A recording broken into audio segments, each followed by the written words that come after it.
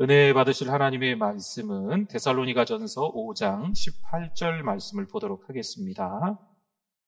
하나님의 말씀 데살로니가전서 5장 18절 우리 같이 한번 읽어보겠습니다. 범사에 감사하라. 이것이 그리스도 예수 안에서 너희를 향하신 하나님의 뜻이니라. 아멘. 우리 하나님의 말씀에 대한 우리의 고백 같이 하겠습니다. 주의 말씀은 내 인생의 빛입니다. 주의 말씀은 내 삶을 변화시킵니다. 주께서 말씀하신 대로 나는 하나님의 사랑받는 자녀입니다. 나는 축복의 통로입니다. 오늘도 주의 말씀에 내 마음의 문을 엽니다. 말씀하여 주옵소서. 듣고 깨닫고 말씀대로 살겠습니다. 아멘. 잘 나오셨습니다. 오늘 추수감사주일인데요. 우리 옆에 분하고 앞에 분들하고 인사하겠습니다. 잘 오셨습니다. 은혜 많이 받으세요. 네, 감사가 풍성하시기를 바랍니다. 네. 건물이 한층 한층 올라가면서 정말 중요한 것은 기초공사다라는 것을 알게 되는 것 같아요. 기초공사가 제대로 되어 있지 않으면 다리가 붕괴됩니다. 기초공사가 제대로 되어 있지 않으면 건물을 높이 올렸다고 좋아할 게 못 돼요. 건물에 이상이 생기고 건물이 무너지기 때문입니다. 때로는 우리가 신앙의 연차가 1층, 2층, 3층 건물 올라가는 것처럼 때로는 교회 안에서의 직분이 또 다른 직분들이 하나, 둘 쌓여갈 수 있습니다. 뭐라 불리는 시간들이 있겠죠. 교회에서 이것저것 섬기는 시간들도 있을 수 있습니다. 그런데 뭐가 중요하다고요? 기초가 중요합니다. 지금 신앙생활의 기초에 대해서 몇 주간 말씀을 나누고 있는데 기초공사가 제대로 되어 있지 않으면 한층 한층 올라가는 게 오히려 더 위험합니다. 오히려 더 문제가 생기고 교회 안에 일꾼이 아니고 일감이 되어버리는 어처구니 없는 일들을 벌이는 당사자가 되기도 하는 거예요. 그래서 주일을 어떻게 보낼까라는 말씀을 좀 나누었고요. 우린 왜 하나님의 자녀로 살아갈까라는 말씀을 지난주에는 고난은 하나님의 쉼표이다라는 말씀을 나누고 오늘은 또 마침 추수감사주일이기도 해서 감사에 대한 말씀을 우리 믿는 자의 입에서 뭐가 나와야 된다? 감사가 나와야 된다. 그런데 우리가 입만 열면 원망과 불평을 쏟아낸다는 거죠. 그러면 이것은 하나님의 자녀로서 기초공사가 덜 되어 있는 거예요. 기초공사는요, 감사가 계속 나와야 돼요. 그래야 한층 한층 우리의 신앙의 층수가 올라가도 건강한 건물이 되는 거죠. 건강한 신앙인의 모습으로 누군가에게 아름답게 은혜를 흘려보낼 수 있는 사람이 되는 줄 믿습니다. 여러분 요즘 어렵죠? 힘듭니다. 속상합니다. 억울합니다. 원통합니다. 요즘 사회의 현실을 단적으로 보여주고 있는 말들입니다. 날이 갈수록 상황이 안 좋아지고 있습니다. 대부분 자기 입장만 생각해요. 그런데 이때 우리가 추수감사주의를 보내고 있습니다. 감사는 자기 상황과 상관없이 할 수 있는 겁니다. 여러분 정말 감사하실 수 있으시겠어요? 감사보다 원망과 불평을 털어놓아야 할 상황, 지금 형편 혹시 아니십니까? 오늘 본문 18절에서 이렇게 말씀합니다. 범사에 감사하라. 이것이 그리스도 예수 안에서 너희를 향하신 하나님의 뜻이니라. 아멘. 인생은 꽃길이 아닙니다. 봄날 같은 인생만 펼쳐지면 얼마나 좋을까요? 하지만 혹독한 겨울 같은 인생이 훨씬 더 많습니다. 오늘 본문에 말씀하죠. 범사에. 언제요? 범사에 감사하라 합니다. 감사가 가능할까요? 그렇다고 바울은 지금 우리에게 범사에 감사를 무조건 강요하는 것은 아닙니다.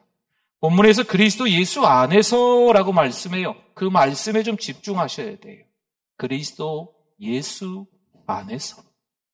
우리의 감사 이유는 그리스도 예수 안에 있기 때문인 줄 믿습니다. 빌립보서 4장 말씀 몇 절을 한번 보려고 합니다. 먼저 4절을 한번 볼까요? 주 안에서 항상 뭐하라? 기뻐하라. 내가 더시 말하노니 기뻐하라. 성경에 보면 기뻐하라, 감사해라, 기도해라, 염려하지 말라 이런 말씀이 명령형 써 있습니다. 이 명령형으로 써 있는 말씀은요, 이 말씀 가지고 물론 묵상을 해야 되는 것이 하나님의 말씀이지만 한 단계 더 높여 생각해 보셔야 돼요. 이런 말씀은요, 바로 실천해야 되는 말씀입니다. 그 말씀에 나와 있으니 바로 행동에 옮기는 겁니다. 주 안에서 기뻐하라, 항상 기뻐하라. 그러면 기뻐하면 됩니다. 기뻐하는 게 뭐지? 막 이렇게 묵상하고 생각하고 오랫동안 그러실 필요가 없어요. 기뻐하는 삶을 살면 되는 줄 믿습니다. 만약 외적인 상황과 조건으로 감사하고 기뻐한다면 하루에도 몇 번씩이나 감사했다가 원망했다가 왔다리 갔다리 하지 않겠습니까? 이유가 뭘까요? 상황은 늘 변하기 때문입니다. 상황에 반응하면 늘 우왕좌왕할 수밖에 없습니다. 그런데 오늘 바울을 보세요. 기뻐하고 있습니다. 빌립보서 4장에 그 다음 6절, 7절로 한번 가보면요. 아무것도 염려하지 말고 다만 모든 일에 기도와 간구로 너희 구할 것을 뭐함으로? 감사함으로 하나님께 아뢰라. 아멘. 바울은 분명 감옥 안에 갇혀 있습니다. 여러분 빌립보서는 옥중서신이라고 해요. 감옥 안에서 빌립보 교회 성도들에게 쓴 편지입니다. 감옥 안에 있는 바울이 지금 기뻐하고 있다는 거죠. 여러분 상황이 만만치 않아요. 염려할 수밖에 없습니다. 그런데 그 안에서 감사함으로 하나님께 아뢰고 있습니다. 빌립보서 4장 13절 하나를 더 볼까요? 내게 능력 주시는 자 안에서 내가 모든 것을 할 수 있느니라. 아멘. 여기서 내게 능력 주시는 자는 과연 누구일까요? 그리스도입니다. 예수님을 말씀하죠. 그리스도의 능력 안에 있으면 어떤 상황에도 감사하며 이겨낼 수 있습니다. 그리스도 안에 있는 사람은 힘든 상황으로 원망과 불평을 하는 게 아니라 오히려 더 그 상황에 영적으로 더 깊어진다는 이야기입니다. 한 절만 더 봅시다. 19절입니다. 빌립보 4장 19절에 보니까 나의 하나님이 그리스도 예수 안에서 영광 가운데 그 풍성한 대로 너희 모든 쓸 것을 어떻게 하신다고요? 채우시리라. 지금 감옥 안에 있는 상황이 어려운 그 형편에 처해 있는 사도 바울이 할 말이 아닌 것처럼 보이죠. 당연히 감옥 안에서 울고불고 하며 원망해야 될 것 같지 않습니까? 내가 누구 때문에 이렇게 됐는데, 내가 누구를 위해서 평생 복음을 전하며 살았는데 왜 이 상황에 놓여있게 만들었습니까? 하면서 원망할 수도 있습니다. 그러나 그리스도 안에 있는 것이 정답입니다. 바울은 오히려 그 상황에 모든 쓸 것을 하나님이 채워주셨다. 이렇게 고백합니다.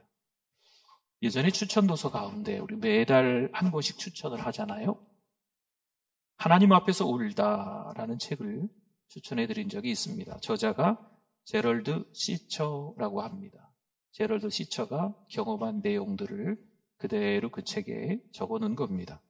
1991년 미국 아이다호 시골에서 아내와 어머니 그리고 4명의 자녀를 태우고 운전하고 가던 중 음주운전자에 의해 사고를 당합니다. 그 자리에서 아내가 죽습니다. 어머니도 죽습니다. 또 4살 된 딸도 죽습니다. 2살 난 딸은 중상을 입게 됩니다. 제럴드 시처는 그 사건이 자신을 영원한 현기증 상태로 몰아넣었다. 책에서 말하고 있습니다. 처음에는 이성적 사고가 불가능했다 말하는 거지요. 그 사고가 지난 8년 후 그동안 겪었던 쓰라린 상처와 극한 혼란이 이제는 만족과 깊은 감사로 바뀌었음을 고백하는 그 책을 쓴 겁니다. 과연 그 아픔이 그 상처가 회복되는데 하루아침에 뚝딱 될까요? 내가 빨리 잊어버려야 살지.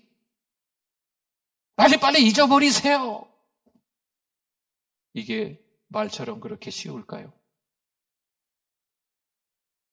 어렵습니다. 조금씩 현실을 받아들이고 조금씩 새롭게 마음을 열기 시작해야죠.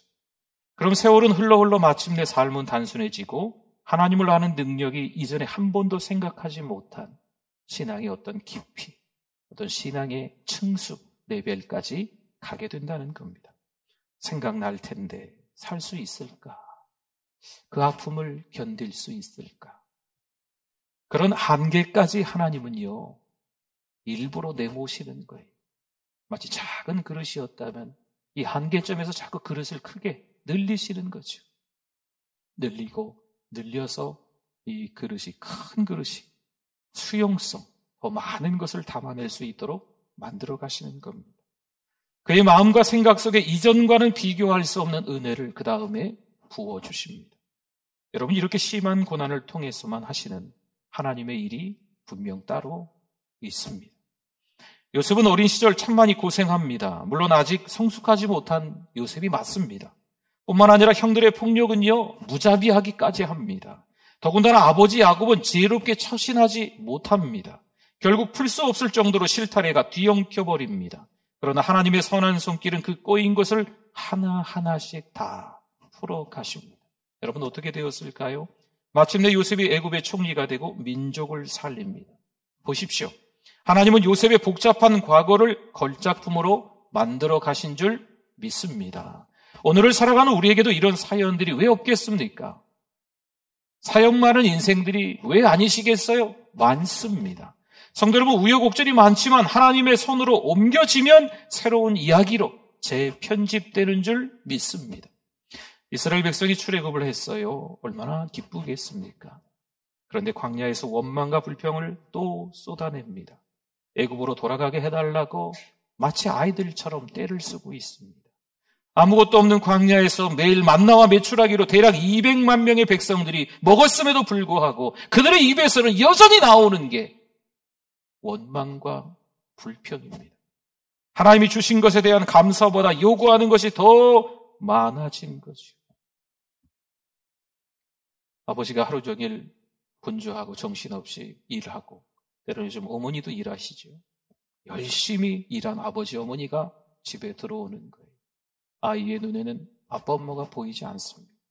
아빠 엄마의 손에 들려진 까만 봉지 아니면 선물 상자가 보이는 거죠. 여러분, 하나님이 보이실 수 있기를 바랍니다. 하나님이 우리에게 허락하신 선물에 너무 집중해서 세상만 자꾸 보는 거죠. 돈만, 건강만, 자식 농사만, 여러 가지 직장에서의 문제들만, 거기에만 빠져 있다는 거예요. 성도 여러분, 욕심을 해결하지 못하면 하나님의 뜻을 알 수가 없습니다. 욕심은 자꾸 채우면 해결되겠지. 과연 그럴까요? 아니요. 욕심은요, 내려놓아야 해결되는 겁니다. 우리의 욕망 때문에 하나님의 뜻을 어길 때가 얼마나 많습니까? 내가 잘못하고 하나님께 원망과 불평을 쏟아놓고 있습니다. 자신이 마음대로 결정해 놓고 나중에 하나님께 이렇게 저렇게 따지고 있는 우리들의 모습입니다. 욕심이 너무 커서 하나님의 뜻이 보이지 않고 있습니다. 나 중심으로 만족하려는 욕망이 강할수록 하나님의 뜻을 거부합니다. 자신이 요구하는 것이 많을수록 불평이 늘어갑니다. 그러나 하나님의 뜻을 따라 살면 원망할 일이 무슨 일로 바뀔까요? 감사할 일로 바뀌는 줄 믿습니다. 요즘에 우울증, 공황장애, 불면증 환자들이 많답니다. 특별히 수면장애들을 겪고 있어 진짜인지 가짜인지는 모르겠지만 수면제가 부족하다라는 말들도 들려집니다. 왜일까요?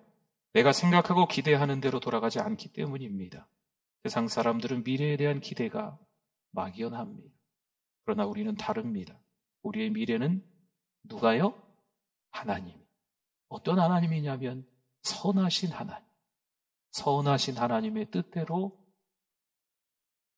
만들어 가시는 줄 믿습니다. 로마서 8장 28절에 나오죠. 우리가 알거니와 하나님을 사랑하는 자, 곧 그의 뜻대로 부르심을 입은 자들에게는 모든 것이, 여기서 모든 것은요, 말 그대로 모든 거예요. 기쁘고 슬프고 감사하고 때로는 원망할 만한 원통할 만한 모든 것이 합력하여 뭘 이룬다고요? 선을 이루느니라. 아멘. 우리 사람은 참 미련하지요. 참 악합니다. 죄를 짓고 회개하는 듯 보이지만 또 죄를 짓습니다. 기가 막힌 웅덩이와 소령에 빠진 거 하나님이 건져주셨는데 또 가다가 또 빠져. 아직도 성숙하지 못하기 때문에 자꾸 어린아이 같은 모습이 칭얼칭얼대면서 자기 욕심만 채우려고 하는 모습이 우리들에게, 신자들에게도 여전히 남아 있습니다.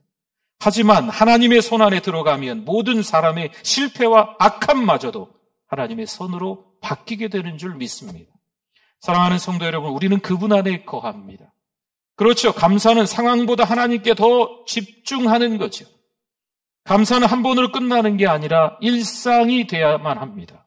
감사는 사건에 대한 반응이 아니라 삶의 태도입니다. 여러분, 태도는요, 아시죠? 하루아침에 만들어지지 않습니다. 노력하고 또 노력하고 반복하고 또 반복해야 그것이 태도가 되고 습관이 되는 거예요. 어떤 분은 원망과 불평이 몸에 배어있는 분이 있으세요. 원망과 불평은요, 하나님을 믿지 않는 사람들의 악한 본성입니다. 왜 이렇게 내 입에서 원망과 불평이 그렇게 욕이 자꾸 세상을 탓하는 말들이 나올까? 한번 잘 생각해 보세요. 내가 신자가 아닐 수도 있어요. 원망과 불평을 일삼던 이스라엘 백성은요, 우상을 만들어 하나님을 배신합니다. 과연 그들만의 모습일까요? 오늘 우리들의 모습일 수도 있습니다. 감사가 결코 쉬운 것은 아닙니다. 인정합니다. 악한 본성을 꺾는 거기 때문에 만만하지는 않습니다. 원망과 불평은 습관이에요. 물론 감사도 습관이죠. 감사가 일상의 습관으로 자리 잡는 과정이 간단하지만은 않다는 겁니다. 오랜 세월 동안 지속적인 노력이 필요합니다. 반복적으로 애를 써야 되는 거예요. 분명히 감사할 수 없는 상황이지만, 어려운 처지에 놓였지만 그래도 하나님 감사합니다. 이만하니 감사합니다. 하나님이 하셨습니다. 모든 것이 하나님의 은혜입니다. 하나님밖에 없습니다. 그래도 감사하겠습니다. 눈물 콧물 흘리면서 울고불고 하면서 원망하는 게 아니고 그래도 감사합니다. 내 안에서 자연스럽게 감사가 나오는 단계까지 와야 하는 겁니다. 노력하고 또 반복하고 해야 되는 거죠. 골로새서 2장 7절 말씀에 그 안에 뿌리를 박으며 세움을 받아 교훈을 받은 대로 믿음에 굳게 서서 뭘 넘치게 하라? 감사함을 넘치게 하라. 어떤 사람은 입만 열면 정말 욕해요. 입만 열면 불평해. 입만 열면 다른 사람 흉을 봅니다. 여러분, 지금 교회 안에서도 그래요. 입만 열면 목회자 흉을 봐요. 입만 열면 성도들 흉을 보는 거죠. 누가 잘했느니 못했느니 자꾸 판단하고 정죄하는 습관이 있는 분들이 신자들 가운데도, 아니, 교회 안에 있는 성도들에게도 있습니다. 왜 그럴까요? 속에 차 있는 것이 나오는 거예요. 명심하세요. 왜 자꾸 입 밖으로 쓸데없는 말들이 나올까요? 내 속에 그게 차 있기 때문이에요. 그리스도 안에 뿌리를 박으면 언젠가는 감사함이라는 열매로 넘치게 됩니다. 범사에 감사가 되면 놀라운 일들이 일어나요. 하나님과의 관계가 회복되고 사람들과의 관계가 회복되는 거지요. 감사로 인하여 우리의 삶에 여러 가지가 덩달아서 줄줄이 따라오게 마련입니다. 그래서 이렇게도 말하나 봅니다. 감사는 안전벨트와도 같다. 운전할 때 안전벨트 꼭 매십시오. 우리 예전에는 안전벨트 다들 안 매셨어요. 무면허 운전자도 많았고요.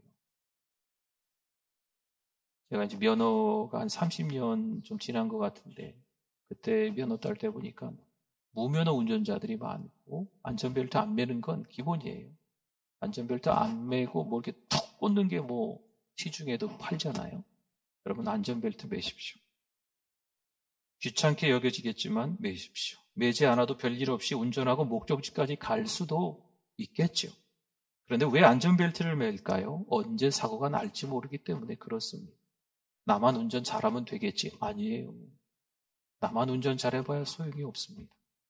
사고가 없을 때는 괜찮은데 사고가 나면 정말 큰 차이로 달라집니다. 감사가 그렇습니다.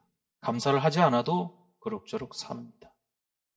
감사하지 않아도 별일 없을 수 있습니다. 그런데 삶의 문제가 터지면 차원이 다른 거예요. 평소 감사의 삶을 살아온 사람은요, 시간이 걸리더라도 회복됩니다. 다쳤지만, 속상하지만, 원통하지만 그래도 하나님 감사합니다. 감사가 습관이 되고 태도가 되어 있기 때문에 그래도 하나님께 감사한다는 거죠. 그러나 감사의 삶을 살아오지 않은 사람은요, 주저앉습니다. 절망합니다. 포기합니다. 인생을 끝내려고 하는 거죠. 데살로니가전서 5장 16절에서 18절 말씀입니다. 항상 기뻐하라, 쉬지 말고 기도하라, 범사에 감사하라. 이것이 그리스도 예수 안에서 너희를 향하신 하나님의 뜻이니라. 아멘. 항상 기뻐하시고 쉬지 말고 기도하시고 범사에 감사하는 우리 성도님들 되시기를 축원합니다. 감사하는 사람은 기뻐할 줄 압니다. 감사하는 사람은 하나님을 찾고 기도할 줄 안다는 거죠. 여러분, 이 세 가지가 연결되어 있는 거예요. 범사에 감사하라, 이거 하나만 뚝 떨어져 있는 게 아니에요. 오늘 본문 18절만 읽었지만 16절에 항상 기뻐하라, 17절에 쉬지 말고 기도하라, 이 세 개가 연결되어 있는 거예요. 감사하는 사람이 기뻐하고 감사하는 사람이 기도해요. 감사는 감사로만 끝나지 않는다는 거예요. 감사의 삶을 살면 줄줄이 따라오는 것들이 많습니다. 기쁨이 따라오고, 행복이 따라오고, 평안이 따라오고, 회복이 따라오고, 믿음이 따라오고, 소망이 따라오고, 사랑이 따라오고, 좋은 인간관계가 따라오고, 등등등등등이 다 따라온다는 거죠.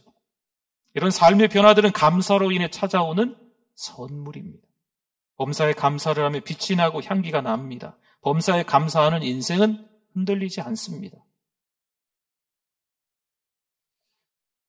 물론 그래도 어려움은 또 찾아옵니다.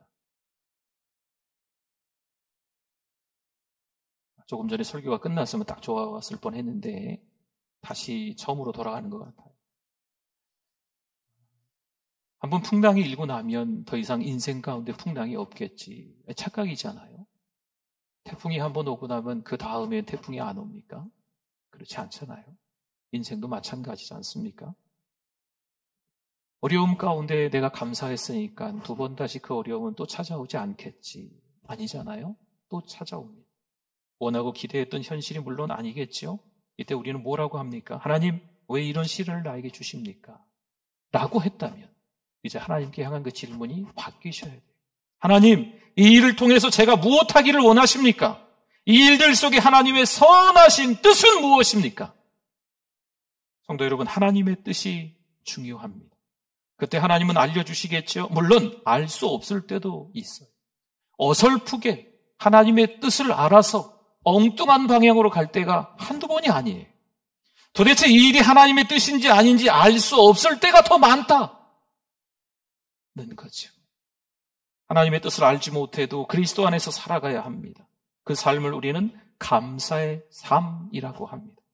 물론 처음에는 선명하지 않았겠죠. 하지만 서서히 하나님의 뜻이 드러나는 거예요. 처음에는 갈팡질팡합니다. 이게 하나님의 뜻인가 저게 하나님의 뜻인가, 아무리 기도해도, 금식하고 기도해도, 작정하고 기도해도, 특별 기도회로 기도해도 하나님의 뜻이 도대체 무엇인지 모르겠는 거죠. 그리고 10년이 지났어요. 그때 하나님의 뜻이 선명하게 드러날 때가 있습니다. 참 많은 세월을 보내고 난 이후에 그때 그랬구나. 그때 도대체 하나님의 뜻이 뭔지 몰랐는데 세월을 보내보니까 하나님이 다 이유가 있었네. 그때 내가 그 현장에서 그 어려움을 겪었기 때문에 지금의 내가 있구나 라고 하면서 하나님의 뜻을 선명하게 찾는 거죠. 이게 아닌데, 이렇게 되면 곤란한데, 사실 원하지 않는 방향으로 지금 갈 수도 있습니다. 내가 생각하는 방향이라 그러는 거예요. 그래도 하나님의 말씀을 따라 감사해야 합니다. 감사는 상황에 대한 반응이 아닙니다. 감사는 하나님에 대한 신뢰의 표현입니다. 믿음을 가질 때 감사가 가능합니다. 성도 여러분, 상황보다 하나님과의 관계에 집중하실 수 있기를 바랍니다. 감사할 때 어느 순간 새로운 길이 열리는 경험을 하게 될 줄 믿습니다. 에베소서 5장 20절 말씀에 범사의 우리 주 예수 그리스도의 이름으로 항상 누구께 감사하며? 아버지 하나님께 감사하며. 아멘. 감사의 대상이 분명해야 돼요. 감사는 하나님께 하는 겁니다. 감사는 돈에게 하는 게 아니에요. 감사는요, 자식들에게 하는 게 아닙니다. 감사는요, 좋은 직장에 들어갔다고, 좋은 대학에 들어갔다고 감사하는 게 아니에요. 감사는 누구에게 하는 거예요? 하나님이 해주셨잖아요. 하나님한테 감사해야죠. 감사는 아무나 할 수 있는 게 아닙니다. 하나님을 아버지라고 부를 수 있는 사람은 예수 그리스도로 말미암아 구원받은 백성들입니다. 구원받은 자가 하나님과의 관계가 회복될 때 할 수 있는 것이 뭐라고요? 감사입니다. 여전히 우리는 하나님에 대해 원망과 불평을 또 늘어놓겠죠. 하나님, 누구 기도는 들어주고 말이야. 누구네 집은 신앙생활도 엉터리로 하는 것 같은데 잘 먹고 잘 살더구만. 하나님, 왜 내 기도는 안 들어주십니까? 누구 자식은 이번에 시험도 잘 봤더구만. 왜 내 자식은 시험을 엉터리로 왔습니까? 왜 밀렸었습니까? 하나님, 이렇게 할 수 있습니까? 연말에 다니엘 세례 한다고 해서 잘 참석하고 하나님 앞에 기도하고 있는데 왜 기도에 응답이 없습니까, 하나님? 그런데 하나님은 뭐라고 우리에게 말씀하실까요? 로마서 8장 32절 말씀에 자기 아들을 아끼지 아니하시고 우리 모든 사람을 위하여 내주신 이가 어찌 그 아들과 함께 모든 것을 우리에게 주시지 아니하겠느냐? 아멘. 사랑하는 성도 여러분, 감사의 중심에는 아들까지 내어주신 하나님, 당신의 전부를 주신 아버지가 있는 줄 믿습니다. 전부를 주신 그 하나님께서, 아들까지 내어주신 그 하나님께서 모든 것을 우리에게 주시지 않겠느냐 말씀하는 거죠. 사랑하는 성도 여러분, 최고의 감사, 최상의 감사를 하실 수 있기를 축원합니다. 아멘. 우리 말씀 기억하면서 우리 주여 한번 부르짖고 동성으로 한번 기도합니다. 주여, 하나님 아버지 은혜를 감사합니다. 오늘도 여전히 하나님의 은혜 가운데 서게 하심을 감사합니다. 감사주의를 맞이하여서 감사할 수 없었던 우리의 상황과 환경들을 회개하며 원망과 불평을 쏟아내고 목회자들을 흉보고 욕했던, 하나님의 사람들을, 신자들을 헐뜯었던, 교회를 욕했던 이런 부분들을 하나님 회개합니다. 하나님만 의지하고 살아갈 수 있도록, 감사할 수 있도록 하나님 주신 선물에 집중하는 게 아니고 하나님께 집중하는 삶을 살아가는 목사가 되게 하시고 우리 모든 성도들, 신자들이 되실 수 있도록 하나님 은혜를 더하여 주시옵소서. 하나님 아버지 은혜를 감사합니다. 감사하지 못했음을 회개합니다. 원망과 불평이 일용할 양식 앞에서 했음을 회개합니다. 하나님께 감사하며 살아갈 수 있는 우리들 되게 하여 주시옵소서. 예수님의 이름으로 기도드립니다. 아멘.